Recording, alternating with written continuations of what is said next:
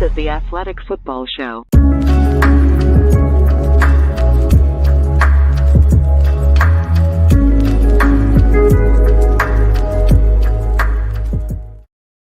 Welcome to the Athletic Football Show. I'm Robert Mays. Joining me tonight, it's my good friend Nate Tice. Nate, how you doing, buddy? I'm doing great. I would say a lovely good mood, huh? It did. It got me going a little bit. I like a nice little surprise. And yeah, and what a lovely, beautiful disaster of a game. That was actually very entertaining. A lot to take away from, but doing great. It's great to have football back. It really is. It's great to be a fantasy stockholder of David Montgomery as my on a lot of my builds this year. So very, very happy this year. It's funny that you say that because I also am invested in David Montgomery, and I'm kind of lukewarm after that game. I'm a little bit worried about his just pop in the running game and what that means for the Lions rushing game. You know, like 4 yards, 3 to 4 yards. I'd be happy with 4 yards, and we'll talk about that and the Lions rushing efficiency as part of this larger conversation. But where do you want to start this whole thing? Because there are a bunch of different directions we could take this thing. Well, first off, hats off to the Lions. I mean, they were, outside of one curious fourth down decision, were aggressors during a lot of this game as far as play calling on both sides of the ball. They felt like they were dictating a lot. Just coverage on the defensive side that felt like they were very aggressive, just even play style, maybe not even play calls, but play style. And offensively, I mean, they were the aggressors, the fake punt early on their own territory, and just having a lot of confidence in what they're calling. Did it always work? No, but I did feel like that the Lions did feel like that they always had a good answer for what was unfolding. So hats off to them. They just beat the defending Super Bowl champs. Yes, missing pieces, but the defending Super Bowl champs, Patrick Mahomes at Kansas City. Like, great win for them. Surprised by Dan Campbell's decision to punt on that 4th and 3 at the 40-yard line, just out of character for him. He got bailed out a little bit because Andy Reid decided to kick 2 field goals on 4th and short that ultimately ended up having a huge role in the Lions winning this game. It's funny, even win or lose. Let's say Mahomes goes down. Let's say that hold doesn't get called and Sky Moore catches that ball, or Tony catches one of the ones he drops, and the Chiefs kick a field goal and win the game. I would feel no differently about the Lions than I do in this moment. Right. And the team that they were tonight is kind of the team I anticipated them being coming into this season. Offensively, there's some nice stuff. The diversity in the running game is there. That David Montgomery touchdown is a beautifully blocked nice trap play where you have Jonah Jackson coming across, counter, whatever, gap scheme run, where you have Jonah Jackson coming across, Sam Laporta kicks it out. It's gorgeous. They have several of those. That big 3rd and 12 completion to Josh Reynolds, that's a play they ran a million different times on 3rd and long last year. Those in breakers, Goff throws them beautifully. The first touchdown to Amon-Ra St. Brown. They have a stack on the left side. They create separation for him. The pocket is beautiful. 2 concerns. 1, they need another pass catcher. Just point blank. You saw some of those high leverage moments. It was one of the things we talked about coming into the season, is that we just thought they needed one more threat in the receiving game. Obviously, Jamison Williams is suspended, but I mean, not that. Not just a burner, just like one more playmaker in the pass catching game. And I thought that showed up a lot tonight. Marvin Jones got a lot of work. And then the other thing is, like, I'm a little bit worried about what Montgomery gives them as a runner, just in terms of like pop and efficiency. But overall, and then you go to defense, the defense played hard, like you said. Stylistically, I thought that they just felt a little bit different than they did for the early part of last year. Hutchinson looks like an absolute star. He looked awesome. And I wish they had one more consistent presence on the edge. James Houston is like a nice kind of spot piece. But so everything I thought about the Lions coming into the season, they showed me tonight, which was honestly kind of comforting. It's the Nate Diaz. I'm not surprised. Like, that's exactly how they played. Even how Jahmyr Gibbs got used. This is what sprinkling him in, but then never on 3rd down. because they don't trust him in protection yet. That was very telling that Montgomery was in there because of protection on third down. And Collinsworth actually got after him about bouncing on that counter run, and then that he should turn. But like, I was actually, hey, Collinsworth, nice job actually there, because that's actually true. That was, and those are the concerns with Gibbs. But then you just see the juice, and you're like, okay, yeah, he's going to get his dozen plus touches a game because he deserves them. He's exciting. But I thought it was some designs by Ben Johnson were great. Like as far as offensively, like I tweeted this one, but they are getting in heavier personnel. And this has always been a concern with Spagnuolo defenses, is if you get them into base with three linebackers, you can make them very predictable. and very easy to kind of pick apart if you're patient enough and you do some nice designs. And he would get like 21 with a fullback and put the tight end as the number one receiver on the outside, and then put St. Brown in the slot. And yeah, you're only getting 5-6 yard gains, but it's like he's working for those. So it was kind of cool to see him trying to manufacture these yards, but it's a lot of heavy lifting. You got to be very efficient throwing the balls, and especially if you're trying to beat zone coverage over and over, it has to be into zone coverage over and over. That's tight spaces over and over and over, with not a lot of yards after the catch from the receivers. Josh Reynolds at first was like, man, he was looking rough, and then he had those 2 big plays late that were kind of okay, but early on. But what you're saying, it was like if you're living outside of, or you're living outside of Amon-Ra St. Brown and the 2 rookies, it's Marvin Jones getting 20, 30 snaps on big plays, getting screen balls thrown to him on third downs. It's like, that's a little dicey. So like you said, it's not anything different than how I expected, but just seeing it in practice, it was kind of like, yeah, okay, you can see the positives of this. There's some great design, some good old line play, but then you see the negatives and not having maybe that extra juice that they need. It was very comforting. It really was. And one of the stats I thought was particularly telling. This is True Media, which can take a second to upload and kind of normalize after a game. But it says that Goff was 4 of 7 for 72 yards on play action today. So 10.3 yards per attempt, and just an absurd EPA for dropback on play action. When you could feel it when they just throw those play action shots over the middle of the field, like he looks damn good doing that. It does. It was stat I came across going into this game was Goff was like worse than Kenny Pickett when he was pressured, but then he is like the 6th best quarterback when he's not pressured, like over the last couple of years. And I'm just no offense to Kenny Pickett, but he was a rookie last year. He was so, but that's just kind of what that's the status or that he drops to when he gets pressured a little bit. But Spags blitzed him almost 30% of the time. Again, this might get updated, but that kind of felt that way. I think according to Next Gen Stats, it was like 39% of the time. So it was a lot today. It felt like that. Yeah. And so all those crossing routes, all those in breakers, what a feature of those are, or how you get to those is offenses will use a lot of condensed splits and tight splits. And Spags was playing that into his own favor and bringing all the Snead blitzes and the corner blitzes over and over. They highlighted it a couple times. They brought that at least 4, 5, 6 times. And that's because you can hide it better when it's condensed. So I actually thought that was pretty good, and it was working for a little bit. They were causing some chaos on a couple drives, and then they got gashed a little bit on it. Goff hung in there. He got smacked, and he got the 1 ball away. Like that was like, they got him a couple times, but that's the gash or be gash world that you have to live in when Chris Jones isn't playing. It's very telling because that was one of the problems near the end of the time in LA. Remember that disastrous game against the Dolphins when they just blitzed them out of all of those looks because of all the condensed splits? Yeah. That's the way the Rams lived when Goff was there. And because they had trouble protecting some of that stuff out of 11 personnel, he turned into a pumpkin on those Rams teams. The Lions, and especially in some of the heavier sets that they use, are better at protecting some of those play action looks. And I think that it doesn't show as many of the warts as Jared Goff's game showed late in his time in LA. He was close. They got some free runners in there, and the Lions are great in protection. They do a great job.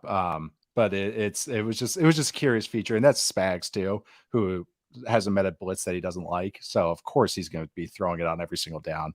But honestly, the auxiliary pieces all stepped up for the Lions, which was a huge question mark. Like they all had their nice moments. Sam Laporta looked like completely fine, and how they used him as a blocker, it's like, okay, that's an avenue for him, the counterplay, like you mentioned. So getting him on the move, and he just looks nice. Like he looks like a nice natural mover. So he's going to be just a nice auxiliary piece, and they need those. But again, it was just a nice game plan from them.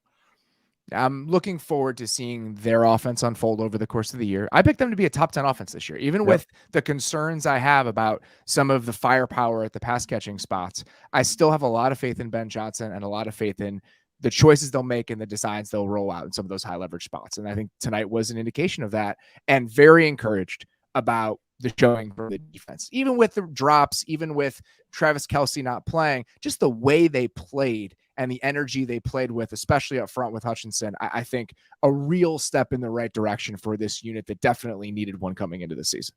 They were a bottom 3-4 unit again, and every metric you looked at against the run last year, and they didn't really add. That's a really good thing to bring up.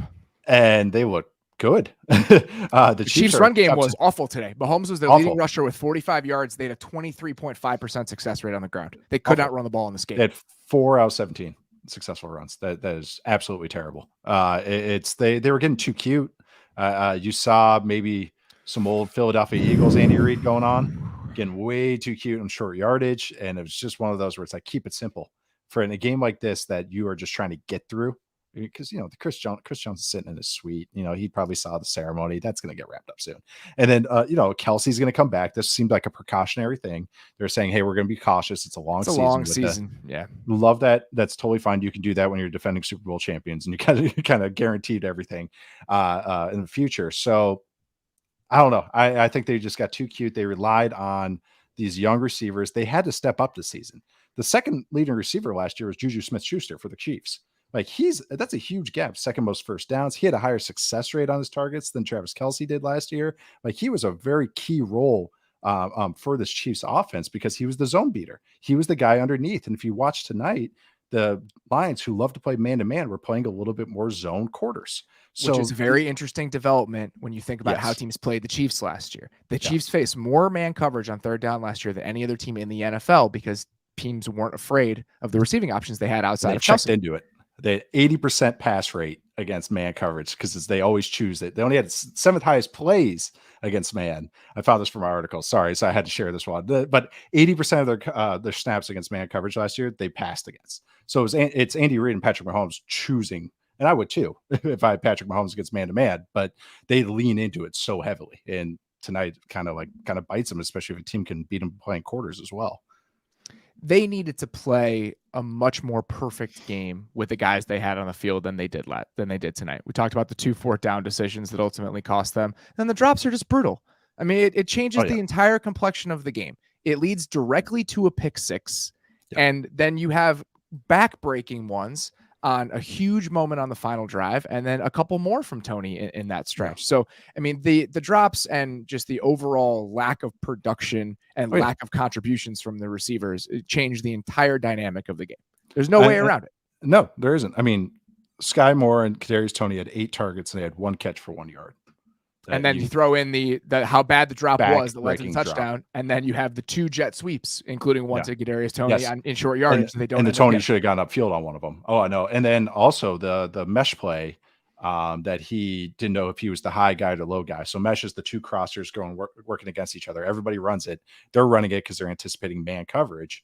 And so they run the crossers, and Tony forgets if he's the high guy to low guy, because that matters when you are running at full speed into each other. And it just botched the whole play. And you can see Mahomes just going like, and that would have been out the gate if he catches that. So it's just those little things. That's what happens when guys miss time in camp. And 12 different Chiefs got targeted tonight. There was tryouts. I mean, that's what it is. That's what it is. MVS has his role. Like Noah Gray has his role. Justin Watson has his role. I mean, Watson was the best receiver on the team. Yeah, right. And which is not a good thing. Moving. Yeah. It was the Joker breaking the pool stick and just throwing it. He's like, tryouts. That's what Andy Reid Mahomes did. It's week 1. Travis Kelce did not play. Rashee Rice is a rookie. A million different caveats. Are you a little bit concerned about the Chiefs receiving core over the course of this entire season? A little. I won't lie. Once Kelce comes back, it's gonna fine, and the cream will rise to the crop in this group. We kind of said it's gonna be like a receiver by committee, so it's gonna. I think that it'll sort itself out over the year. I do have faith in Andy Reid's play caller and Patrick Mahomes. I'm more worried about how Juwan Taylor looked tonight, and a little bit how Donovan Smith looked tonight. I think that's a totally reasonable concern. That's what I'm more concerned about, because that was not a great performance. He was getting beat. I don't care about the whole like alignment thing.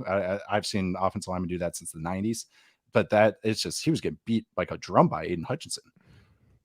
Is that a Hutchinson thing in your opinion, or is that a be concerned about Juwan Taylor thing?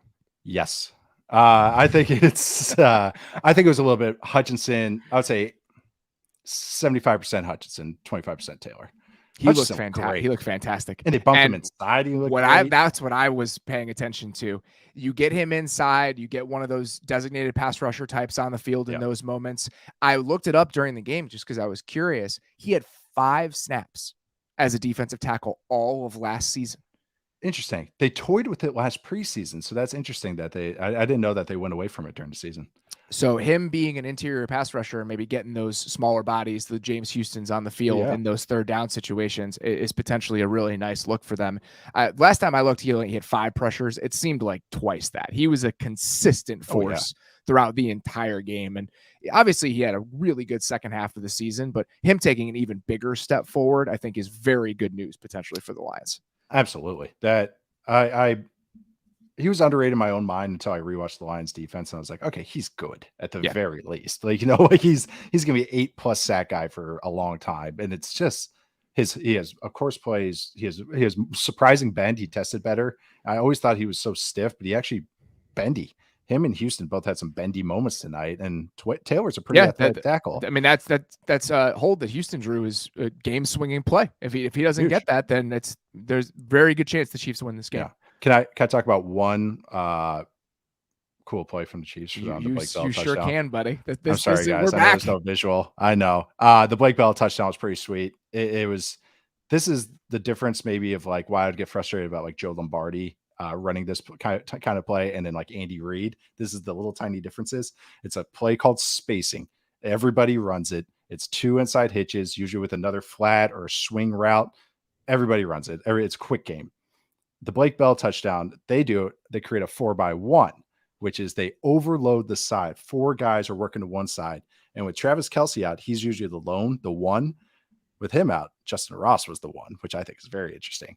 But superstar Justin Ross, not surprising. But that's what they're saying. They're saying next man up, who we're going to isolate, Justin Ross. Yeah, especially in the red zone. So keep an eye on that.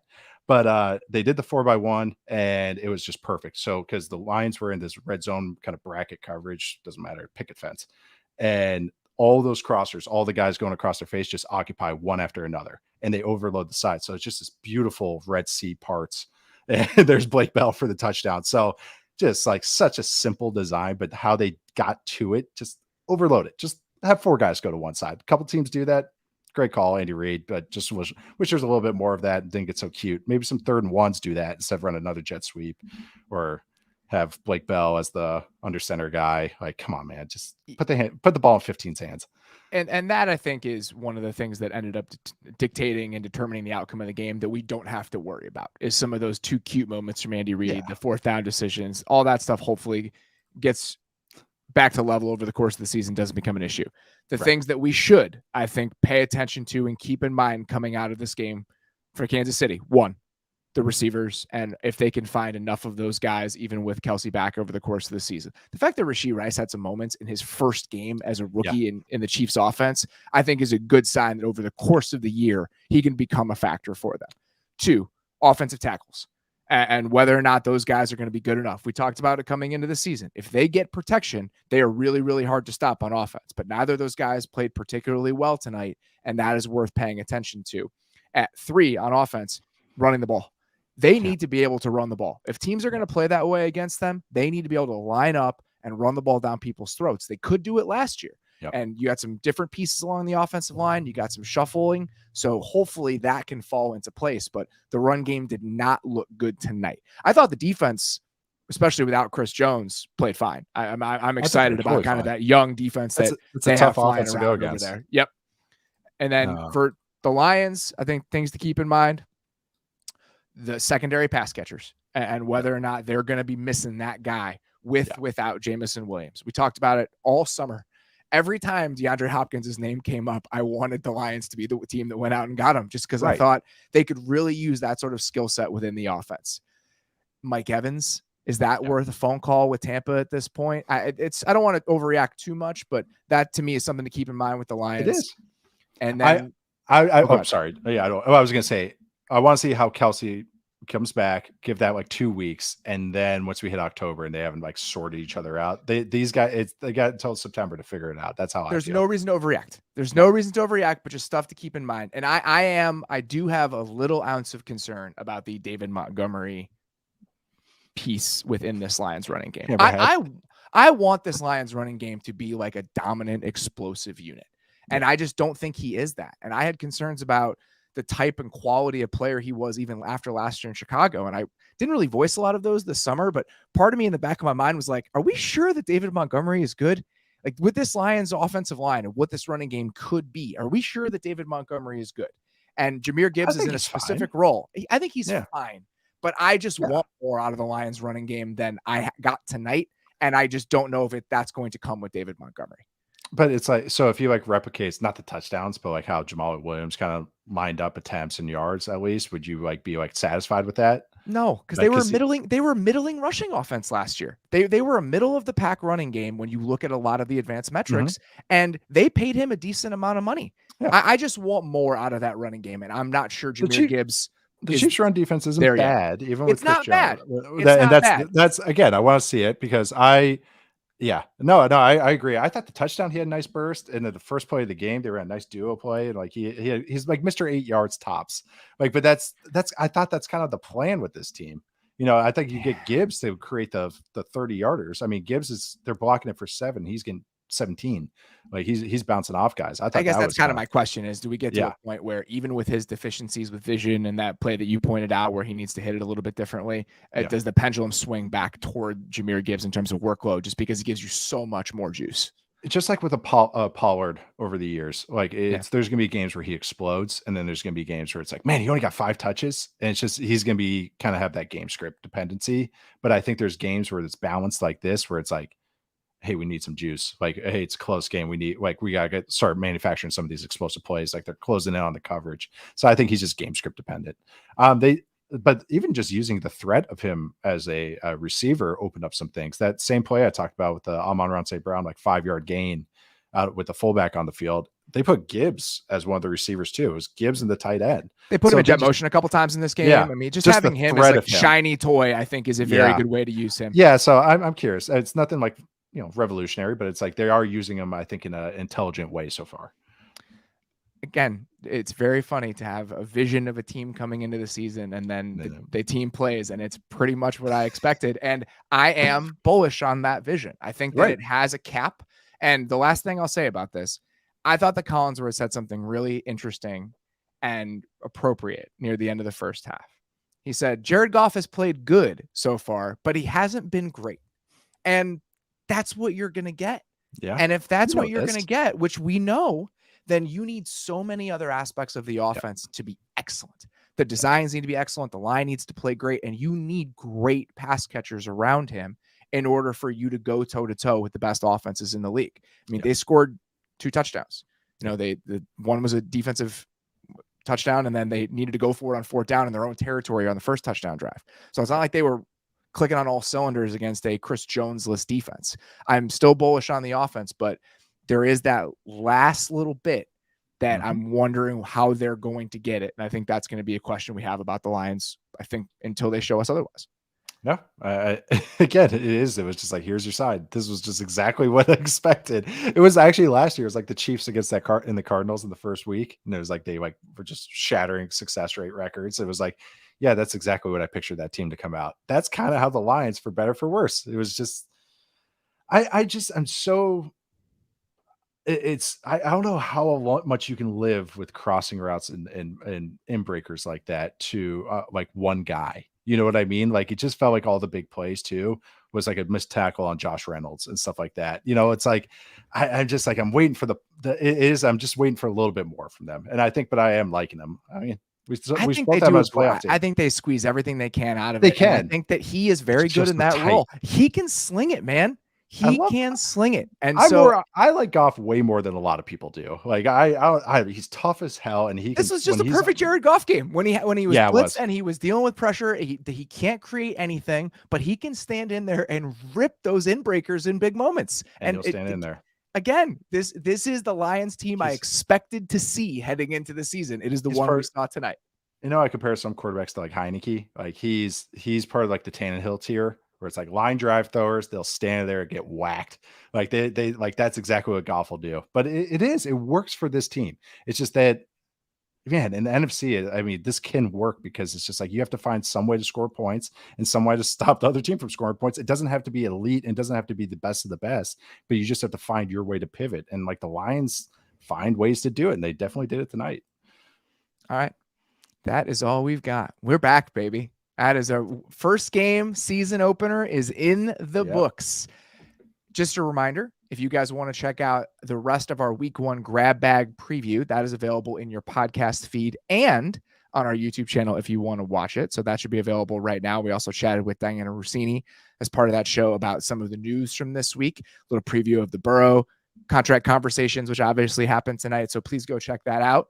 And after the games wrap up on Sunday, we will be right back here doing all of this again, breaking down all things week 1 in these very seats at this very spot. That will be available as a podcast, but we highly encourage you guys to come hang out as we do those on YouTube shortly after Sunday Night Football wraps up. So please come check that out. For now, that's all we got. Appreciate you guys listening. We'll talk to you soon.